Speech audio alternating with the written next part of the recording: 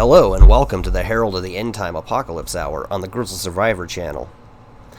Boy, do we have a lot to talk about this episode. Last episode was mostly focused on the coronavirus, which is still impacting the country I live in, the United States, quite heavily. We're seeing areas that have opened up and loosened their restrictions are predictably having an uptick in cases, and that news certainly is alarming.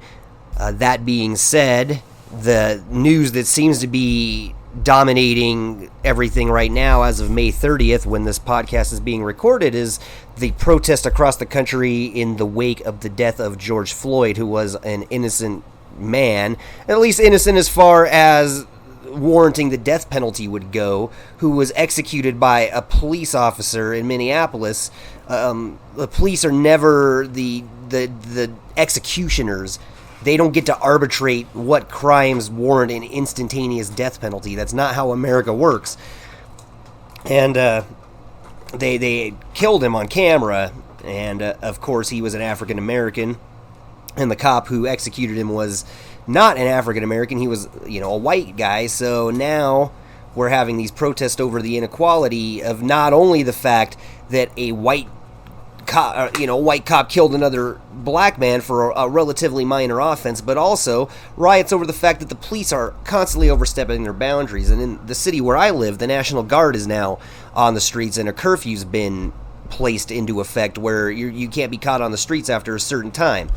Ironically enough, it's my privileged neighbors that are the ones who are talking about violating this order by having their friends come over for yet another mimosa party tonight, and I don't really hear anyone else really talking about violating the order, and that should show you where certain people's priorities lie. And now, on the Grizzle Survivor channel, I will say we don't often get political.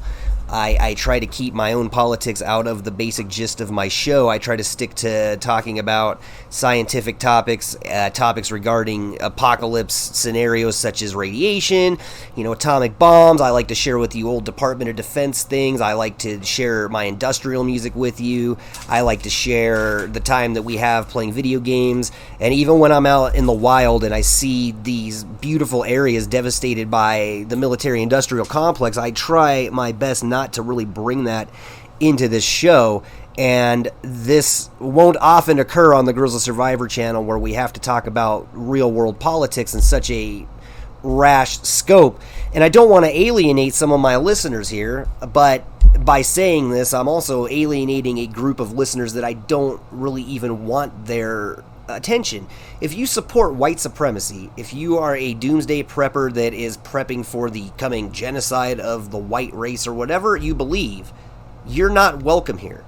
I don't support white supremacy. It is not in my agenda. I don't believe white people are any better than any other person. We're all created equal. Unfortunately, I also feel that in this country, not every race gets an equal shake. And that is what we're about here on the show. We are not about doomsday prepping. I know a lot of the doomsday prepping / survivalist community, they do harbor a lot of white supremacists because, to be frank with you, those people are very scared that they will be treated how they treat the minorities, and they don't want that to happen, and so they're very scared. As we've explained on this show before, though, we're not necessarily doomsday preppers. We are more actual survivalists. We are trying to train ourselves in ways to actually sustainably live in an apocalyptic scenario, not just rely on our supplies until they dwindle and then hope for the best, whatever plan B. They don't even plan on reading books while all of that goes down, and we are trying to show how you can pull together as a community and as a people, and how to work post-apocalypse. But doing that, we don't exclude anyone. Everyone has an equal right to learn the information that we offer on this channel, and we don't judge anybody on the color of their skin. We judge them by the character that they exhibit.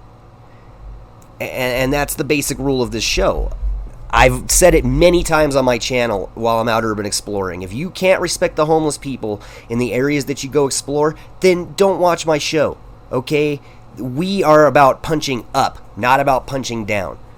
No one's going to care if I make fun of Jeff Bezos, for instance, because he's a billionaire. There's no way that my 122 subscribers on this channel are ever going to worry him at all. Even if y'all boycotted him for some reason based on some joke or some comment I made about him, that's never going to hurt his bottom line. I mean, if Jeff Bezos didn't like what I had to say, he could send a hit team to my house to assassinate me, or he could buy my apartment complex and tear it down and force me to be homeless. He has that much money. There's no way I'm punching down with Jeff Bezos. But if I make fun of an innocent man that was murdered by the police, that certainly is punching down. That man is dead.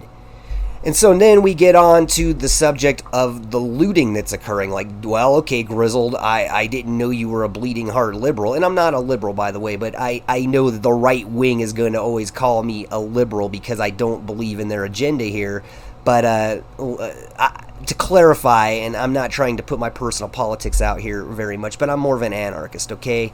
I believe everyone should be given a fair shake, and there shouldn't be some oppressive government looking down on anybody. But it looks down on some of us more than others, okay?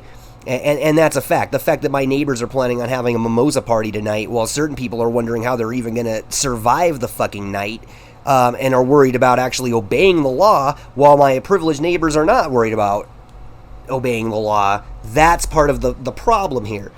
But I believe everyone in this country should have a fair shake. And if you want to talk about, oh, you sound like a communist, I will clarify something. I love America. I love the principles America was founded on. I feel that the founding fathers would look upon the situations they see in this country, and at least in the logical part of their brain, I would hope they would be sad, but let's not sugarcoat it. I mean, they were slave owners too. This country was built on slavery, and if the white supremacists don't like black people, they should be more mad at their ancestors for bringing those people here in chains against their will, rather than those people's descendants for trying to make a living in this country. That's my belief. Okay, I'm more of an anarchist. I think that we all deserve a fair shake. I don't think the government should be overstepping anybody's boundaries. And when I see it happen to one group of people repeatedly again and again and again and again and again, and other groups of people don't have that happen to them, you have to start to say the game was rigged. If we were playing stalker and someone was headshotting us time and time and time and time and time again, say the snipers when you come out of the tunnel in Pripyat, if they were headshotting me every fucking time and there was nothing I could do to get it past that point in the game, but then they're busy headshotting me, but other stalkers are running right past them, and they're only targeting me every single time I respawn from the save, I would have to start to say, boy, this is pretty much rigged up against the fucking player now, isn't it? Because these other stalkers, who the AI should be targeting, just runs right past them. That's a pretty decent analogy for how things are going in this country. So let's address the looting.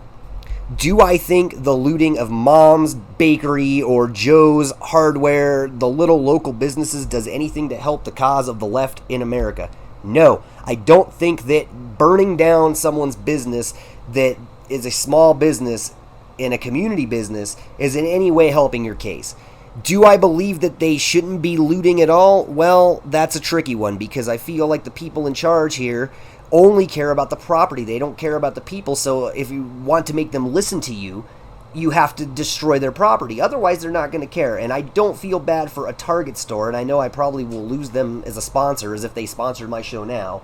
But I don't really care about a Target store that gets destroyed because they have the money to replace it. Everything in that store, including the building, is insured. And so they have no risk in this at all. They probably made better money through their insurance for being vandalized. But I think that taking out your anger on local businesses and businesses that you rely on in your community and businesses that, Jody owns a yoga studio to support her daughter who's going through school, like, I don't think that those should be your target. The Capitol building, I couldn't say much if protesters went there. And obviously we don't condone any of that. I can't say I do, but I can say I do understand why it's happening. And I would say that if these protesters were targeting these government buildings, it would do a lot better for their cause than what they're doing now, hurting these mom and pop shops. Many of you listening to my show probably are younger than me. I grew up in the middle 80s, early 90s, and so I remember the LA riots, and I remember various riots throughout my childhood, but nothing, I don't remember anything as bad as this, and certainly don't remember as much action in as many cities. And so I have to feel, in a way, the people have spoken. All right, so we had a little technical difficulty there, but we're back. Yeah, I feel in a way the people have spoken here. I mean, I feel like the leadership is inadequate on every level, by the way. I'm criticizing city government clear on up to the very upper echelons of the government of this country. In this regard, I feel that no one has stepped up. No one has tried to do anything to help the situation, to defuse the flames, to say we understand why people are so angry, and most of this is failings above the situation with George Floyd. Multiple failings when it comes to the murder of African Americans, but also people are really worried. The economy is worse than ever.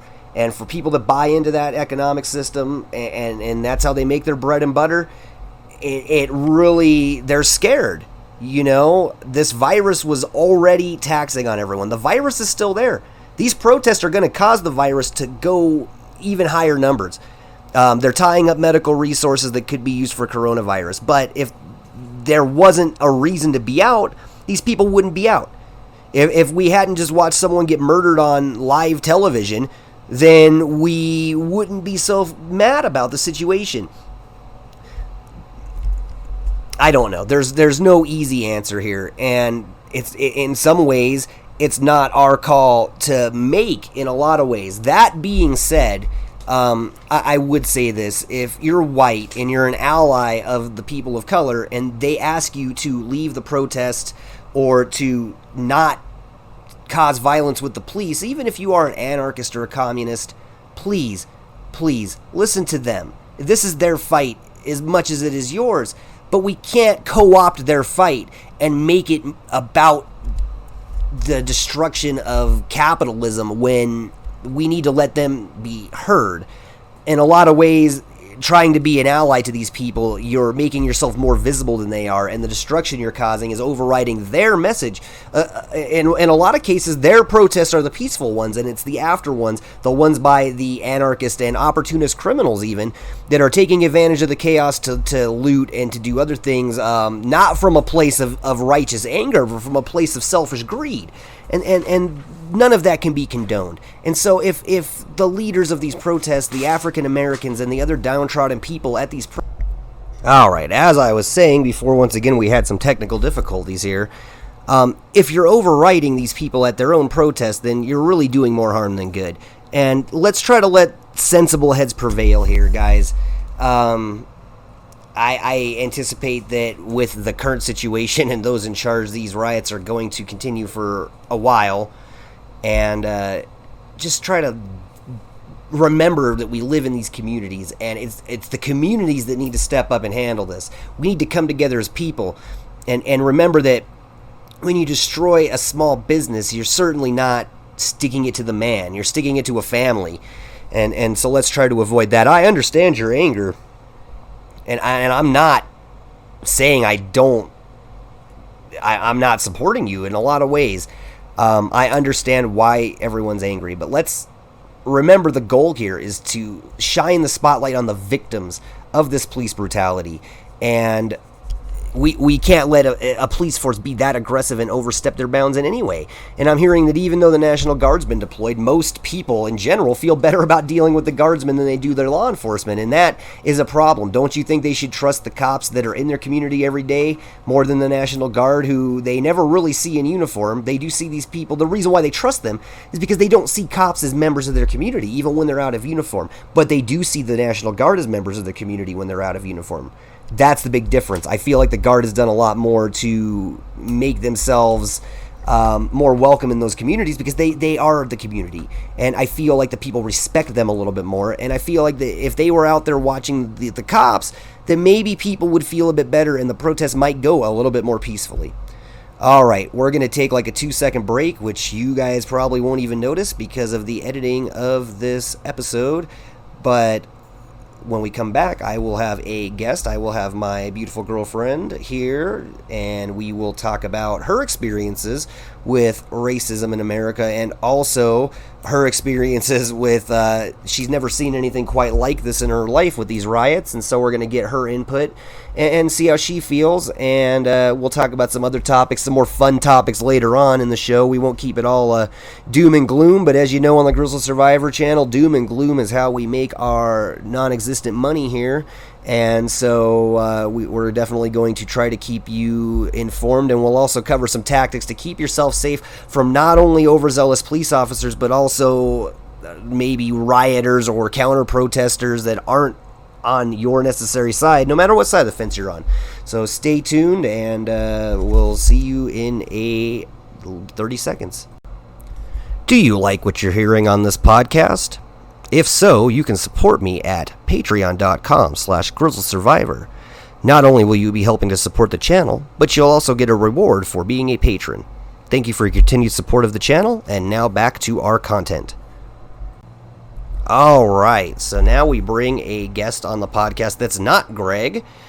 We've been purposely trying to avoid Greg because he is not the youngest person, and I don't want to accidentally expose him to the coronavirus, and I don't want him to have to go out and risk his safety just to meet up with me for coffee or for content. So I haven't been getting with him, but I have someone who is very dear to me, my girlfriend Jess, and I know I don't normally bring her on the show, but she's an easy guest to get because we live together, and she's got some insight on a lot of things. She grew up in the Jehovah's Witnesses, and it was a very strict group of people that she grew up, so she has some insights into kind of how a cult works, and we'll get into that on a later episode. But today, certainly, we are talking about the riots here, and my girlfriend is from Mexican heritage. She is a first-generation American citizen from her family, and she definitely has experienced some of what these protesters can relate to. So why don't you say hi to the channel, and you don't have to be shy. Hello, everyone. Yeah, so we've got her on the channel, and so have you ever seen anything like this in your life, these riots? I've never seen anything like it, even when Obama was running, which a lot of people have mixed feelings about him, but as much as he did do some things that weren't correct and did hurt other families, Trump is definitely not very openly to other races, and he just continues to rage on Twitter like he normally does, but I've never seen any riot this bad. I grew up in a very gang-affiliated little town, and I've never seen as much violence as I have in these past few days. So you're saying that even in an area where the gangs operate pretty heavily, that the day-to-day violence that you're seeing amongst the community is not near as bad as the violence you're seeing on this scale against the police violence? No, it is definitely not as bad as this. I've never seen so much police force as well. Usually police don't really care anyways about other races, as how I've experienced myself. They normally don't take things very seriously, and honestly, that to be amongst the people who witness all these police forces out there, making things a lot worse for the people who are protesting and who are upset is... All right, as you were saying.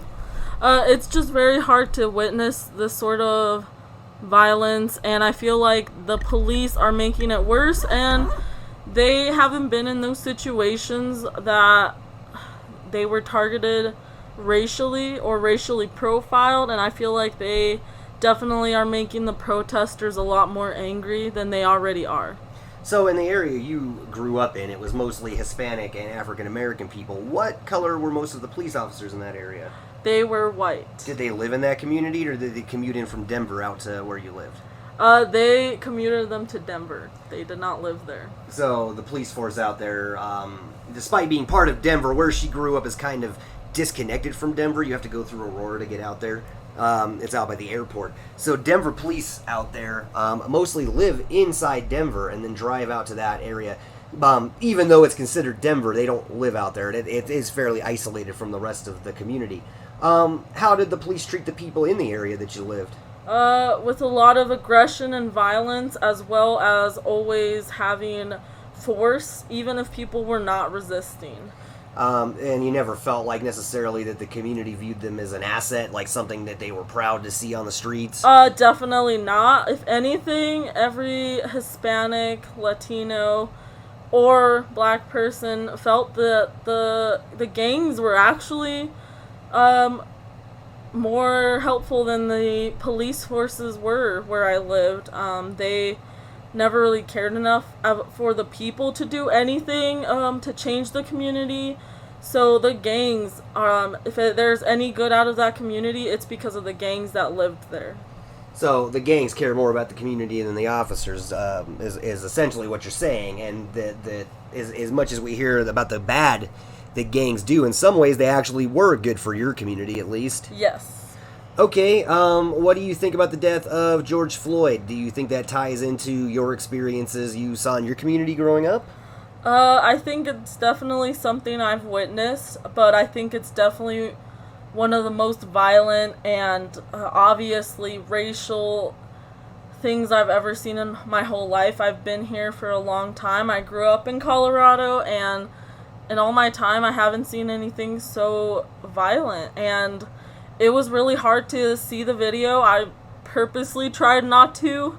I heard about it, but I was scared, and when I did see it, I was very disappointed because he is not the first victim of the police, and he, to me, does not seem like he was honestly a bad guy. And they, at the end of the day, the police that did do what they did to George Floyd and everyone else who supports that, they do not have to bury him at the end of the day. His family does.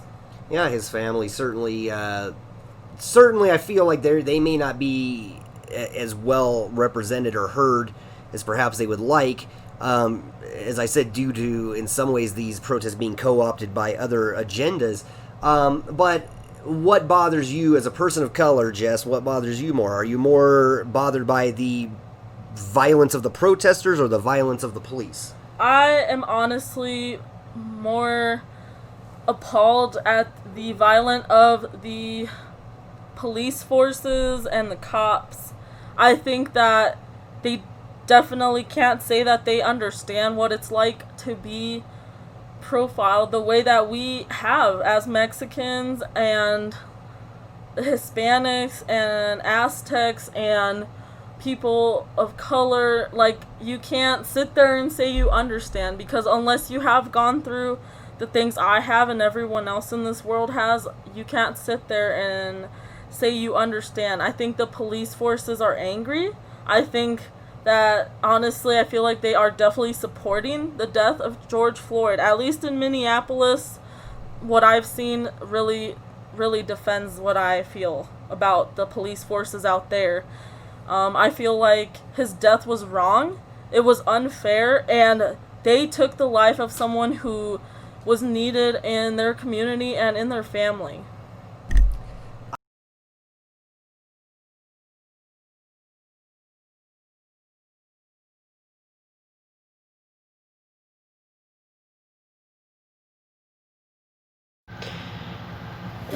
We're back. We're on a new recording device here. Hopefully this one will have less issues than the last one. And mainly what we were talking about was police overstepping their boundaries, and how it happens to everyone.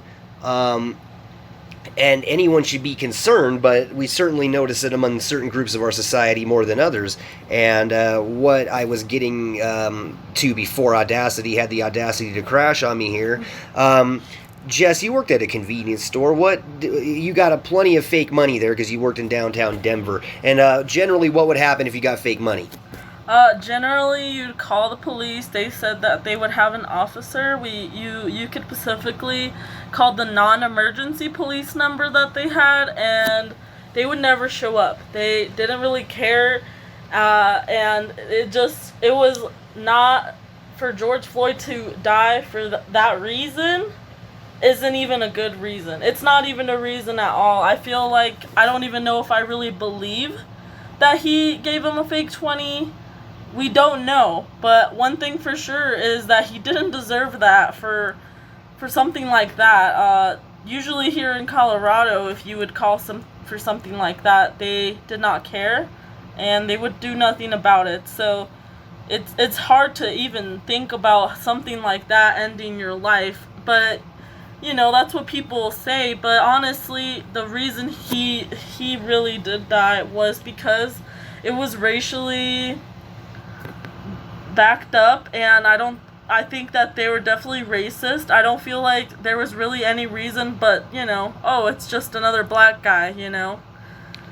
So you felt like this was definitely not about the crime, just that these cops in particular were looking to perhaps kill any African American they saw.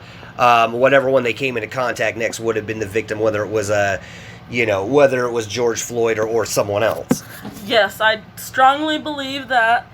And the fact that they even came out with the Minneapolis police actually came out with a statement saying that they weren't responsible for his death. I feel like it was wrong. I feel like it was disgusting, and it's very obvious to people who have dealt with racism that it was racially backed up. It was definitely racial. I don't feel like it was because of a supposed fake $20 bill. I feel like it was racial.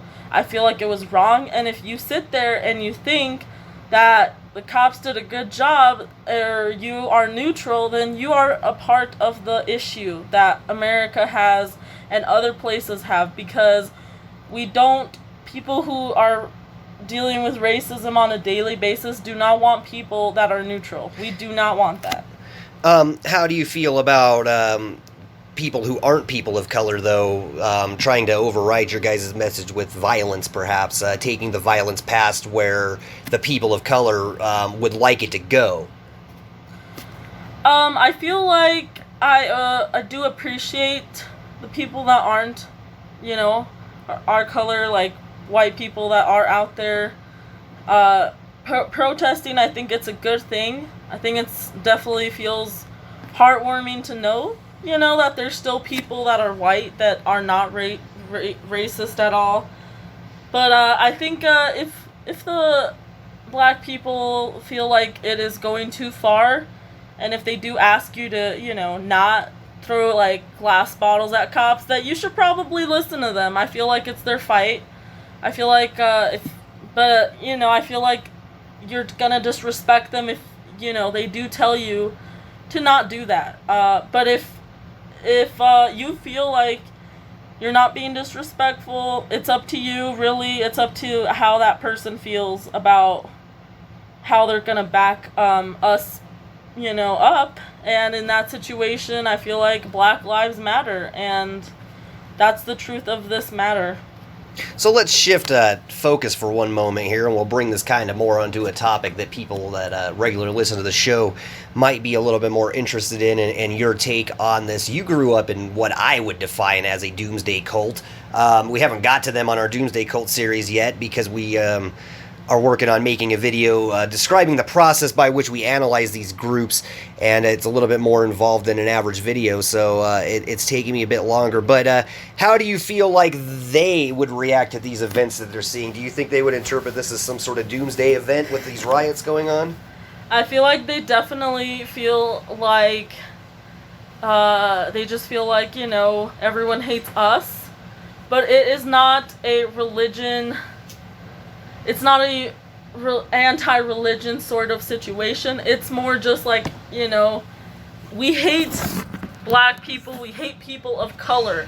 I don't think it's a religious thing, but do you think they see, like, these riots as, like, oh, the signs are there, like, the riots in society are, like, showing the tribulations They definitely feel like the end of the world's coming to be sooner than they would have maybe even predicted the few first times they did. And they're sort of people that are neutral as well, which is, to me, is something that I never agreed with.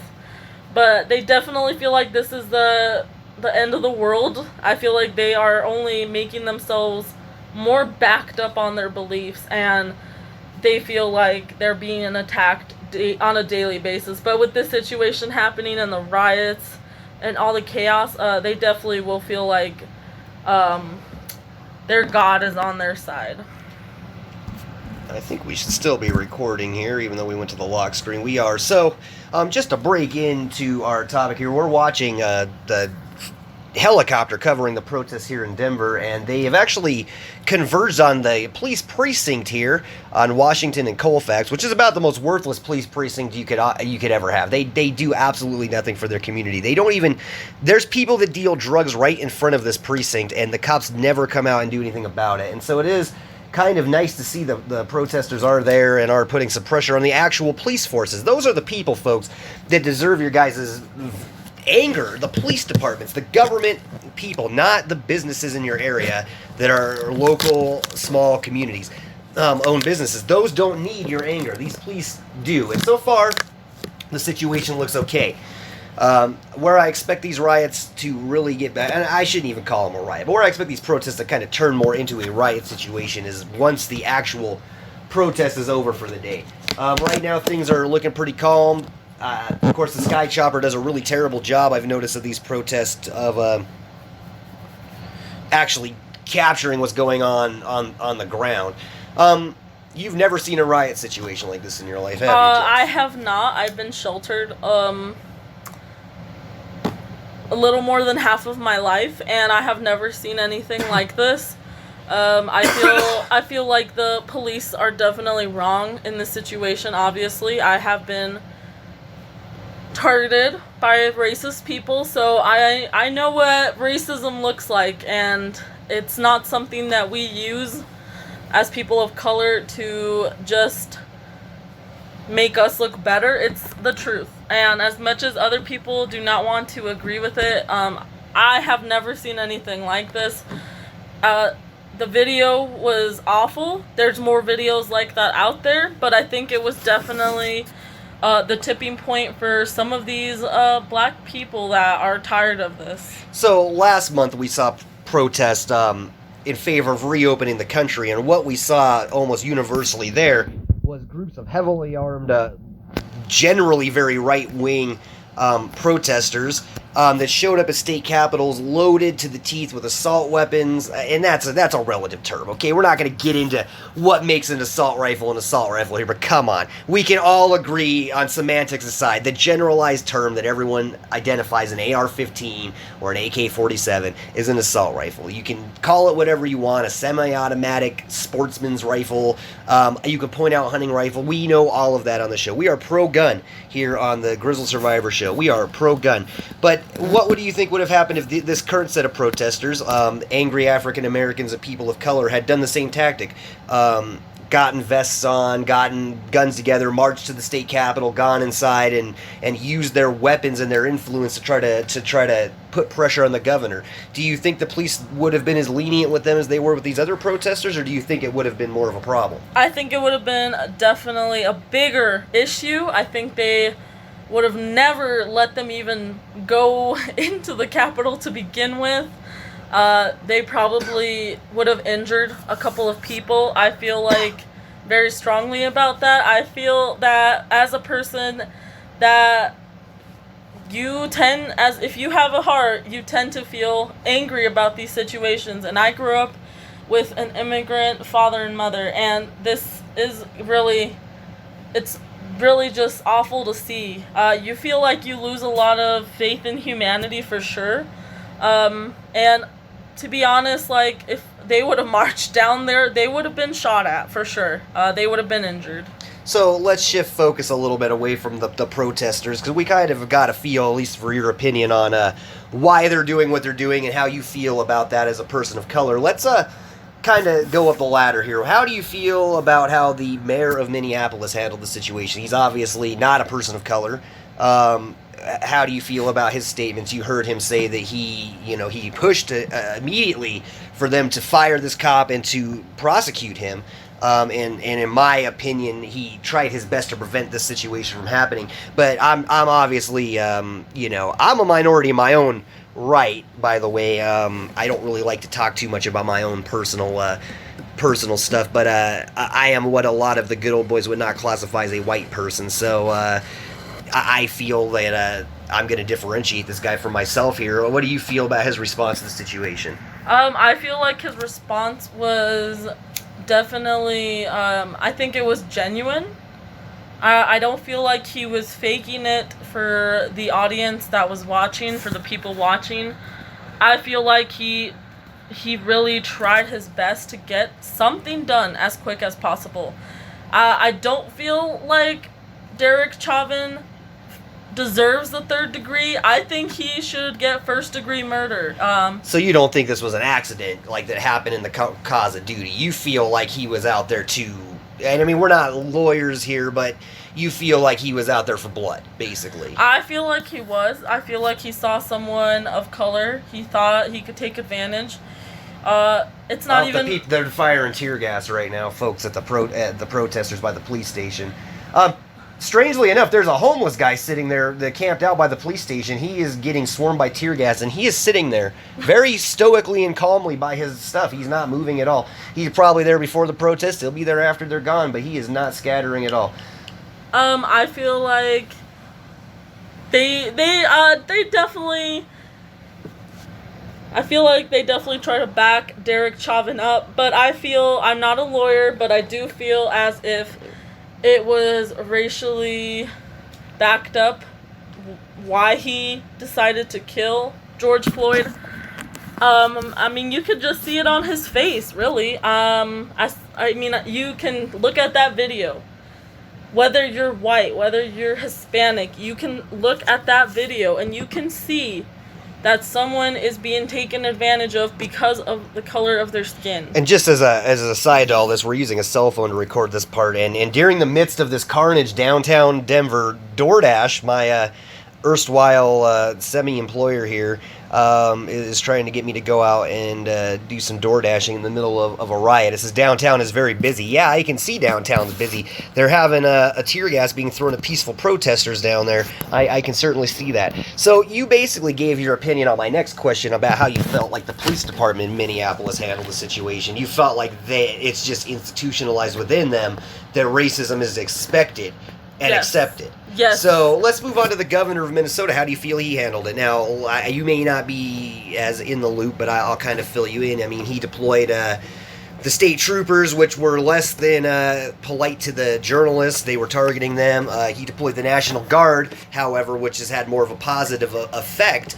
People feel safer with the Guard than they do the police because, as I pointed out earlier, Guardsmen are members of their community, and even though cops are members of the community, they kind of do a lot to make themselves outsiders to their communities. Do you feel like his response was warranted? And I understand that maybe outside your scope politically, you're kind of somewhat new to giving your thoughts on politics, having grown up in a cult household. Yes. And if you need to pass on that question, we certainly can move on. Yes. At this time, I'm just not very, I mean, when you grow up in a cult, you are taught to be neutral. As much as I didn't agree with it, I was never able to pretty much protest my rights to how I feel. But I'm definitely not on the side of the police forces. I feel like, if people feel better with the National Guard, that says a lot.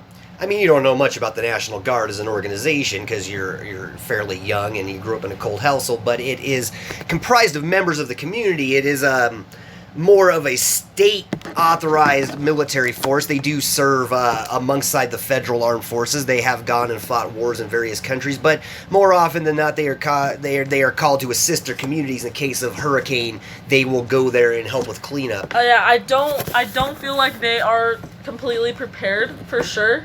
I think even here in Denver downtown last night, it got very hectic, and I feel like the cops were definitely scared. As much as they want to sit there and act like they're tough cops, they were scared. Do you think that's part of why they respond with such violence to these protesters, because they're scared?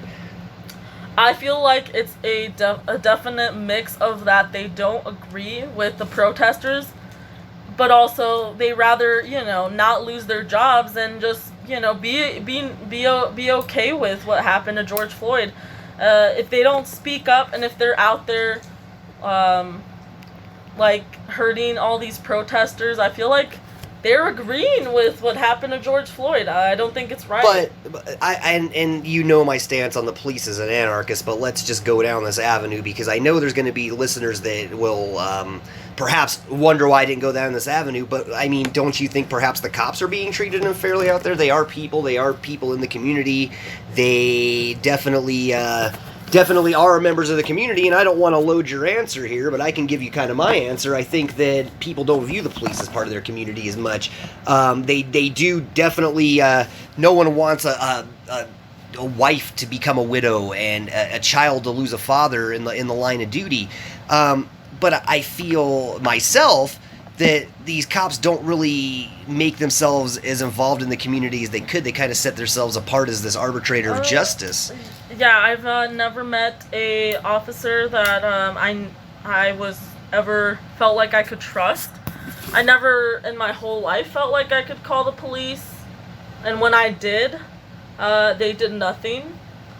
When you grow up as a Hispanic, as a black person, you get a lot of hatred, and I don't want people to be without their husbands, but if they're not separating themselves from this incident, then they're making themselves an issue as well. I feel like they're not you want the best for your kids. If these officers have kids, do they want their kids to grow up to be racist? That is a big question that I would honestly ask them. Well, but I mean, it's not an easy answer. I think that a lot of police don't care if their child is racist because they themselves are racist. I think that that's part of the problem. If you're going to target the police's child and try to turn them away from the belief system of the father or the mother, whatever the case is, you definitely have to challenge them outside of the level like this is your breadwinner. I went to school with a man who I have discussed a little bit on Facebook here with him, the situation, and he was the son of the school cop, and he is 100% behind the police, and you can see where he's coming from. He grew up middle class in a town of 50,000 people, predominantly white people, and he was the son of a cop, so if you think he's ever really experienced any sort of oppression besides maybe the fight that we busted his eye up in high school a little bit, I don't think he's ever really experienced oppression in his life, so his view, and he's always going to support the bread and butter of his of his household. And that is the sad reality to it. As much as you want to be, we have been totally welcomed to the police forces. We have tried to be open to letting them into our communities, but they have just continuously disappointed us, and they are not paying attention to the people that need their support. I don't feel like the people in my community that I used to live in feel like they could ever call the police. They rather just handle it themselves. The police just don't care, and they distance themselves from the people in the community. So I have a hard question for you here, and I'm not going to give you any sort of lead. I know that sometimes it may seem like I provide the answers that I want to hear, but I know her opinion aligns with mine in a lot of ways, and I know that perhaps she's shy, but we're going to toss this question over to you, because I'm genuinely curious about your answer here. What do you feel like the police in your community, we've heard the situation, what do you think they could do to be more welcome in the community and to maybe make themselves more akin to the community that they're in rather than apart from it? What do you feel they could do? Well, for one, is to not be a part of the forces that are used right now to hurt the protesters. That is a very big step. For me, as someone who grew up Hispanic, I would honestly be surprised if any cop ever did do that. But I feel like it's a step in the right direction. I feel like you are separating yourselves from Derek Chauvin. You're separating yourself from people like him. And that's a good thing. That is what we want, and we have hoped for years. It's racism has been going on so much, a long time, and I feel like if they would just distance themselves, if they would speak up to when these incidents happen. Because as I'm sure everyone does know, the video obviously and clearly shows that there were other cops involved, and they did nothing to stop it. And they're honestly as guilty as Derek Chauvin is in my opinion, because they did nothing.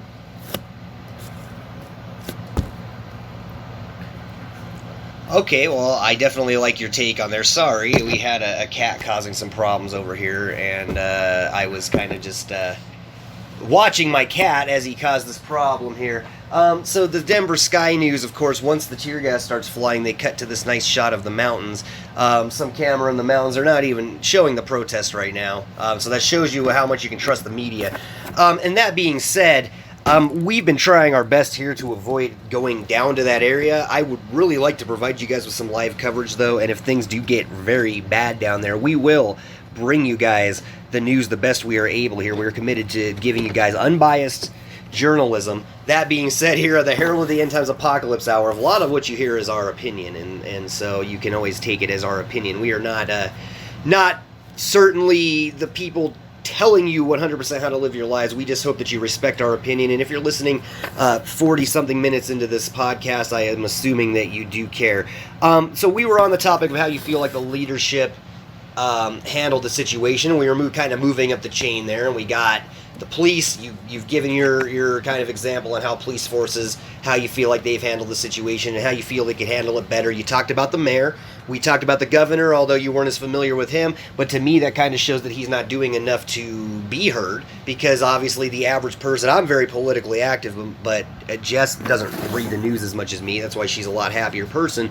And so, you know, she's not as aware that these people aren't making themselves heard. But one person who definitely has no problem making themselves heard, in my opinion, would be the highest echelon of the ladder.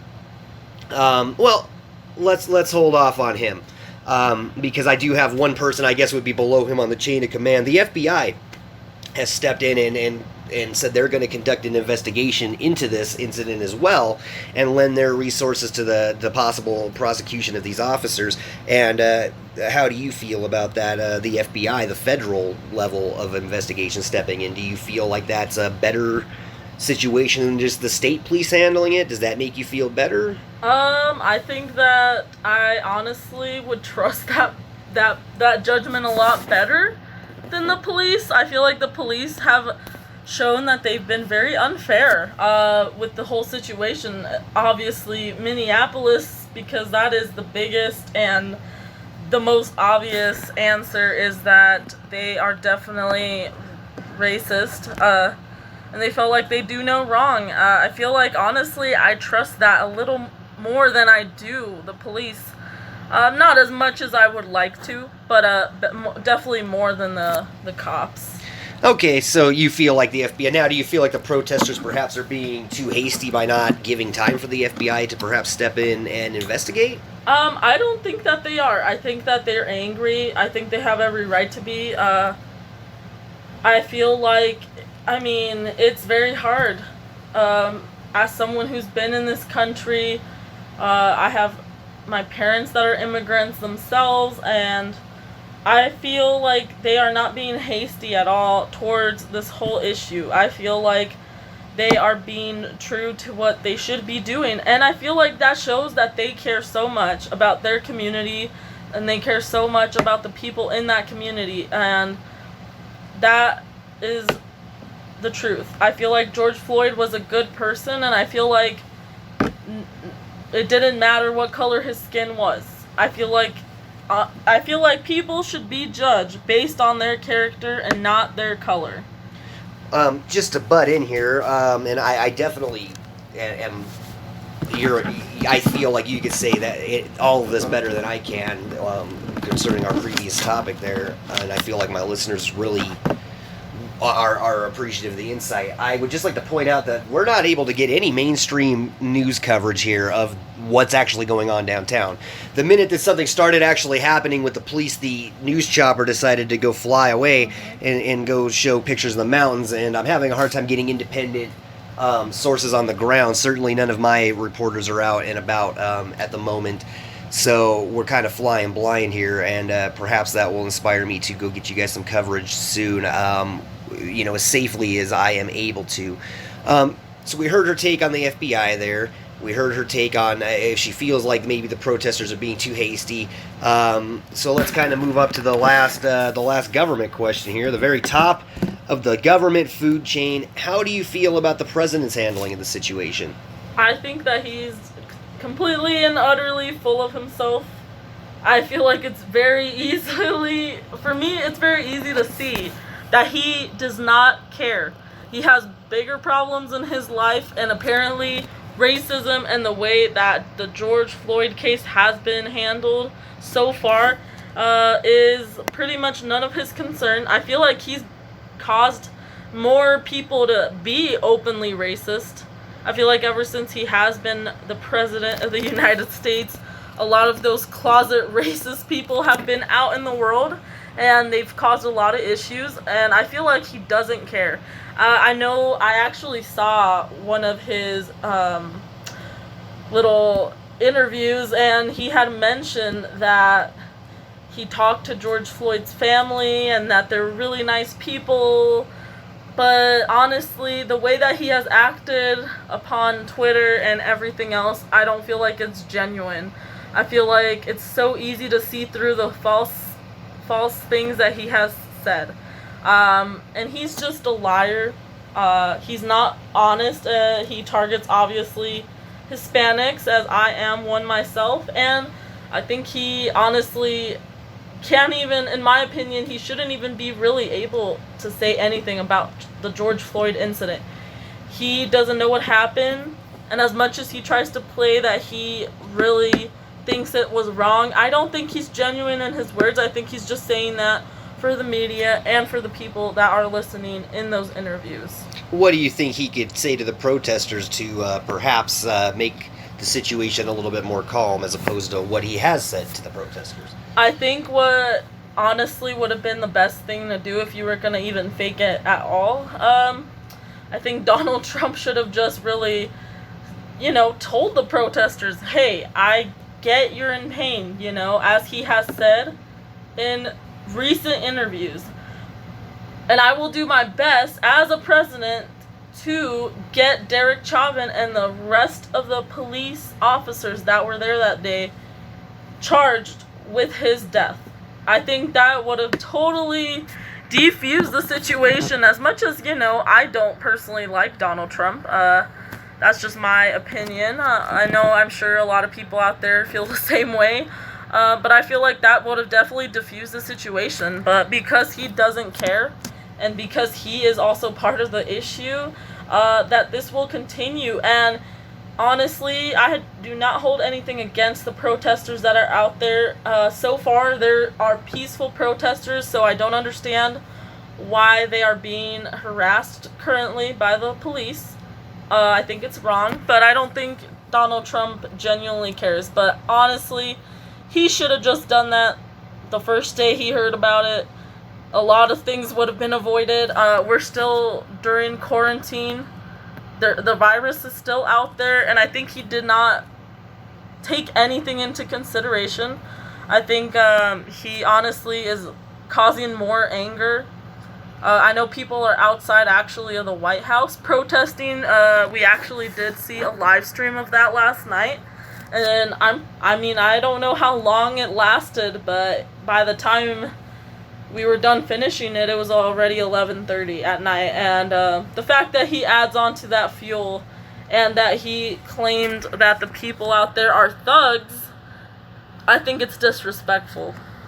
I can certainly see why perhaps he would use the terminology thug for people that are looting and destroying. However, I feel like he fails to see the reason why they do that, and certainly I could do a whole episode on my views of the current leadership and almost any leadership. I'm not just critical of one party, I'm critical of both parties in this country, and any other party that you could be critical of is really not large enough to perhaps warrant your criticism, besides those that are actively seeking to destroy what made this country so great, the melting pot principle that made this country so great, and the fact that in America anyone can come here and get a fair shake, get a fair chance, and the people come from all over the world to get that chance, and they fight very hard to get that chance, and that one group shouldn't be tearing another group down. And I think a lot of that stems from this. But I do hate both major political parties. I feel like neither one really represents the people, and I think that lack of leadership is being seen now in the course of these riots. And I also think that the coronavirus and the way it was handled in this country is also part of why these riots are occurring. People are scared. They're worried about their families. They're worried about how they're going to make a living. The government, I think they feel the government failed them on multiple levels when it came to coronavirus.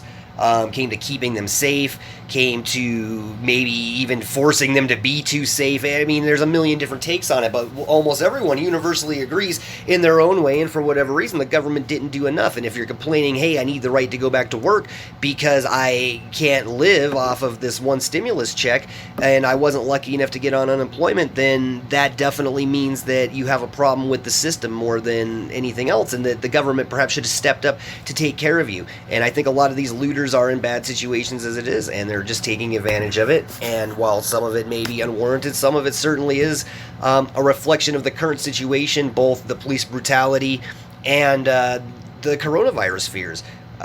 This has certainly not been a good year in terms of capitalism, really. It's been going crappy for it this year. Started off with, pseudo war with Iran situation, moved into a viral epidemic that crippled the economy. Now we're seeing riots in all the major cities. We're seeing National Guardsmen deployed soon to be stepped up to actual army units deployed in the streets to stop this riot. Curfews here in my city, you're not allowed to go out after 8. And as I said, the only people that are talking about violating the curfew that I've heard are my neighbors who want to drink mimosas tonight because they don't understand the situation. They're not impacted by the situation, and they don't care about the situation. And one last thing I'd like to ask Jess before we wrap up this segment of the show is, what would you have to say to people like that aren't people of color and don't really have an opinion on this? I mean, how do you feel? How does their lack of an opinion make you feel? It makes me feel angry because being neutral is part of the issue. That means that you are okay with racism. You are okay with cops killing these black individuals. They are good people. They should have never been killed.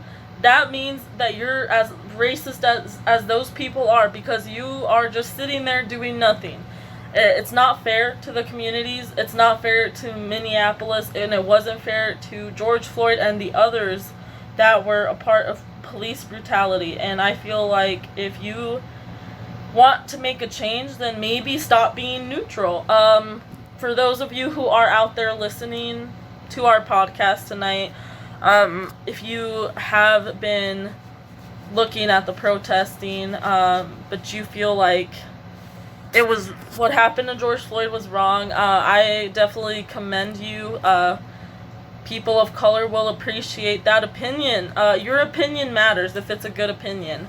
I think that people who have said that, he pretty much deserved what happened, it's wrong. Their family has never been in the situation that I have been or anyone else has been, and they shouldn't even be able to speak about it, such as Donald Trump, who has never had to deal with racial issues like that. But for every Mexican out there, for every black person out there, for anyone who is feeling like this was wrong, we appreciate you as people of color. We are tired of seeing this happen to our communities, and it's making things more distant, and it's making people more worried. And because of the coronavirus and everything else that has been going on in this world, I feel like it's really bad to see that sort of stuff happen during all this. And I think, if anything, everyone is just going further apart from each other. And I think that's wrong. But I feel like the protesters are making their voices heard, and I also appreciate them being out there. we'll see if we'll try to go out and get footage for you guys, but we do appreciate the protesters out there, or anyone who is using their social media platforms to speak their voice, and your voices will be heard. The protesters, I have heard what they had to say. It's really moving to me as someone who has dealt with the racism. It's nice to know that there's people who still feel like it's wrong, and pretty much feeling bad for George Floyd's family. They will have to deal with his burial. Donald Trump won't have to deal with it. The police won't have to deal with it. Derek Chauvin won't have to deal with it. His family has to deal with it. And ultimately, that's sad. And the only people that really have to speak about it at all is his family. And they feel like it was wrong, and they feel like it wasn't fair to their son, to their brother, and he had a little girl as well, and now she doesn't have a father. And I think police officers should think about doing stuff like that. Think about the consequences, because the consequences will ultimately come to you, even though you aren't prepared for it. All right, I think that's where we're going to wrap up that section of the podcast. I'd like to thank Jess today for joining me, and if you like hearing what she has to say, she will be on the show a little bit more often. We like having her on, and I enjoy having someone to bounce opinions off of and hear an opposing viewpoint. And certainly with everything that's going on, I like to get a new perspective on it. And we really like to thank you for joining us today. We're going to take a short little commercial break here, and then we'll be back to wrap up this episode and kind of give you a heads up on what's coming down the line. So stay with us, and we'll be right back. Are you enjoying the independent content you're hearing here on the Grizzled Survivor Network? Then follow us on Facebook, www.facebook.com/Grizzled Survivor. You can find all the news of the channel, as well as more places to have a great discourse and find more interesting facts and opinions about the show. Thanks for listening, and now back to the Herald of the Endtimes Apocalypse Hour. Alright, well, I'm here to wrap it up with you guys. We basically filled the whole hour. We don't do that too often here on the Herald of the Endtimes Apocalypse Hour, but we certainly filled it this time. I would urge everyone to not only take the opinions of mainstream media in, as we've heard during the course of this show. They certainly are censoring a lot of information, but also to try to seek out local news about it. Unicorn Riot is great for getting information on the ground in Minneapolis. They've done a really great job of being like the man on the street there. In terms of what our show is going to bring, we will spare you such heavy-handed political content next week on the Herald of the Endtime Apocalypse Hour. We'll talk a little bit about my opinion on some things, but we're going to stick to more of the doomsday, the fun doomsday scenarios, rather than the apocalypse we see unfolding in front of us here. We've also got a video coming up here very soon, whether a Dollar Tree hacksaw can saw through a Dollar Tree padlock. So if you're raiding the wasteland and you come across a Dollar Tree, but it's guarded by a padlock from the Dollar Tree, would you be able to get through it in order to get to the goods inside the store? We have a cat that's very pissed off over there. So that's the show here. Thanks for joining us. Thanks for listening to our opinion. Remember that it's only our opinion here, and that all of our opinions matter, unless your opinion is that another group of people doesn't have the right to exist, in which case you're invalidated. That being said, everyone's opinion's valid. You really can't. You got to stick together, guys. We got to be on the same page. Remember that the enemy is the police forces that are overstepping their boundaries, and the military-industrial complex that keeps these people in power and keeps them so rich and perpetuates this sort of system. That's the enemy, not one race, not one people. We really need to not lose focus. Not mom and pop with the little shop. They are not the perpetuators of capitalism. They are just trying to make a living within that system the best they can. They are not the oppressors, and by destroying their store, you're kind of turning them into the oppressed as well. We've heard the opinions of a person of color. You've heard my opinions as an anarchist, and we respect your opinion here too. You can leave it in the comments. We'll be more than happy to read and respond to the best of our ability. Obviously not feeding the trolls if we can avoid that, and we appreciate you coming to this channel for our opinion, for our news insight that we can provide. I urge you all to stay safe. I urge you, if you don't have a reason to be at the protest, don't go to the protest. And if you are going to the protest to make your opinion heard, I really appreciate you, demonstrating your First Amendment rights, but just stay sharp, stay safe. You don't want to go to jail, so just keep an eye on where the cops are at, and, try to make your voice heard, and try not to hurt anyone else in the process, and we'll all get through this together. This is Grizzly Survivor signing off, and I really do appreciate you guys. If you've listened to this point in the podcast, I certainly appreciate you making it all the way through the podcast today and listening to some very serious conversation on this channel, something we normally don't get into. I try to keep the show apolitical. That being said, we may start another channel that kind of is a sister channel that does deal with more politics if I get a favorable reception to this here.